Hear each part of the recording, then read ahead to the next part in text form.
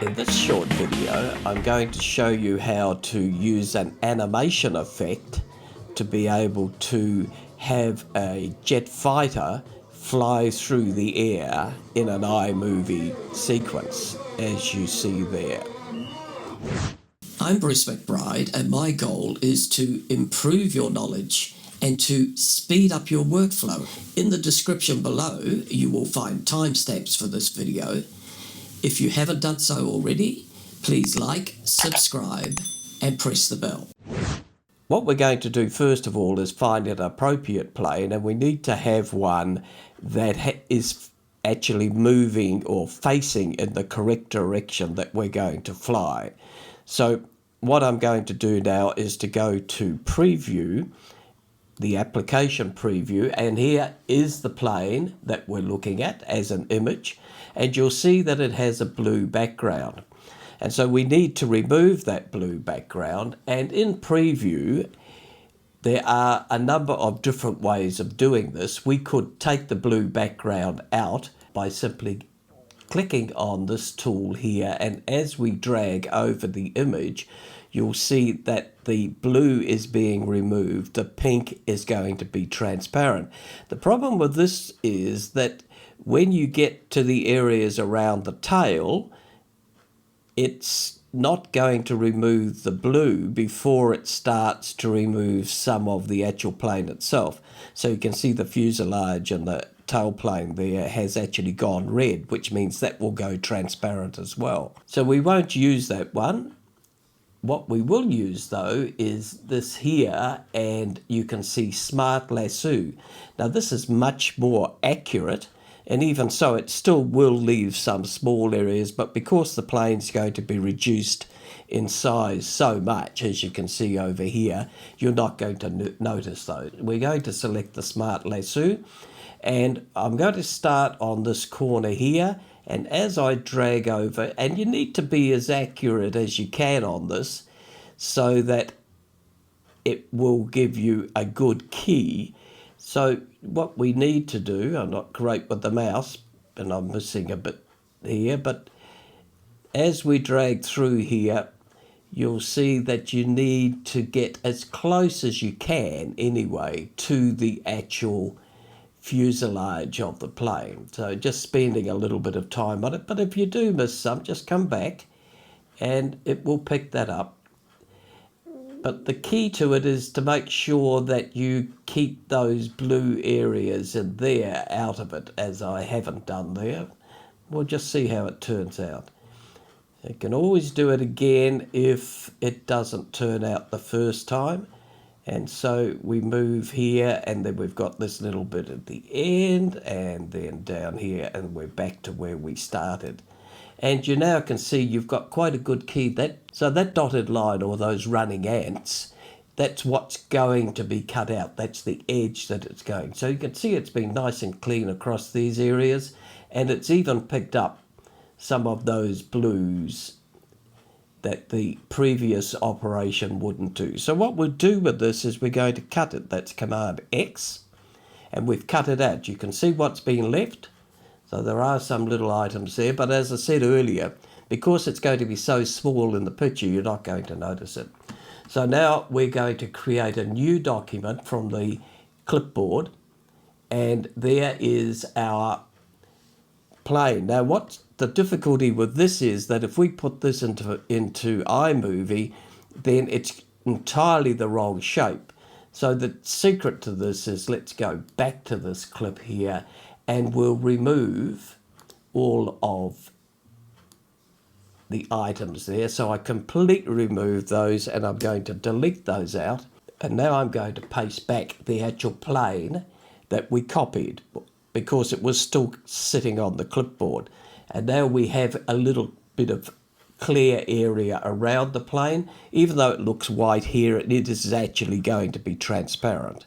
So next step is to export this, and we're going to export it, and we need to either export it as a PNG or a TIFF, and we need to make sure that there's alpha is selected. So now let's change that, and we'll call that plane fixed. So now let's go back to iMovie and we will import the plane with the transparent background. And there it is there. And now we're going to put it over the clip. And you can see there it is, and you can actually see the transparency there. And even though that was blue, that part of the cockpit, it's actually come through. So it's quite a nice key. Right, so next step is to come to this button here and change cutaway to picture in picture. And now you can see we have a nice small plane. And we're going to change this here because by default, when you bring in a picture in iMovie, it will put a slight dissolve at the beginning. So we want to make that dissolve 0. And we're going to drag the plane off the screen, just having the point coming in there. So we just see that point there, making sure that this is at the beginning of the clip. So you can see the keyframe pops up there, so we can add a new keyframe there, and we will move the playhead to the end of the clip down here, and selecting the plane itself, we'll drag it through and take it off the screen. So we drag it through now, you can see the plane coming. Now we need to change it a little because it's coming in front of the sail and it obviously wouldn't be in that position. So by double clicking this here, it brings the keyframes up again. And you can see now that these little arrows here will take you to the positions where the new keyframe has been. You'll look on the screen here, you'll see that the playhead is in that position. Click on this arrow, it takes us to the first one. We're going to take that keyframe out by clicking here. Let's remove that keyframe, and we will take the playhead to the beginning, and we'll take the plane off the screen, a new keyframe in there.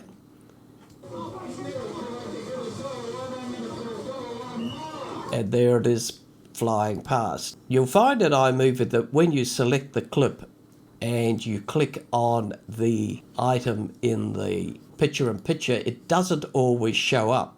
So just to be sure that it showed up, double-click it and you'll see that that will just force it to show. The principle with keyframes, and it doesn't affect this particular clip, where we have a new position in the timeline here, if I were to move this item now, it will create a new keyframe. And you see that it's put in there. So when we play this now, it's going to come through and then it's going to do a bit of a whoopsie. If you accidentally put a new keyframe in, then this is what you need to do. Double clicking the item, bring it up here. These are the keyframes, and we know that these take us to the new keyframes. So that's the keyframe at the end. This is going to take us to the next one down here. And then this one is going to take us to the previous one. We don't want that one in. And we don't want this one in. And so if we move down to the next one, we don't want that keyframe. And move down, there's our first keyframe. And there's our second one. We don't want that either. So there's our first keyframe, and there's our second one, and there's our last one. So we could in fact even get rid of that second one there. And so you'll have a nice smooth path running through here. So there's a keyframe at the beginning, no aeroplane. Keyframe at the end, aeroplane exiting the scene. Let's play the clip. There it comes in. And there it flies through. So I hope that gives you some idea of how to create animations by using keyframes in iMovie. It's interesting that iMovie is seen as a really basic editing tool, but when you have facilities like creating keyframes, it really puts it up in the world of the professional editing programs. I hope you've enjoyed this video. Thank you for watching.